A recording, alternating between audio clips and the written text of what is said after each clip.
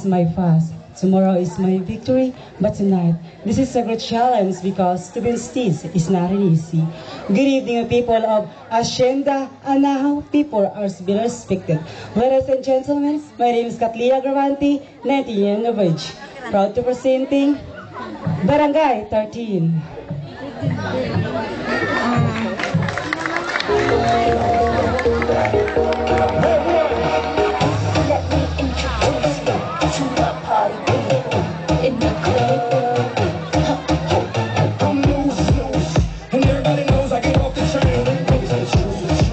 I'm like Inception, I know what you want.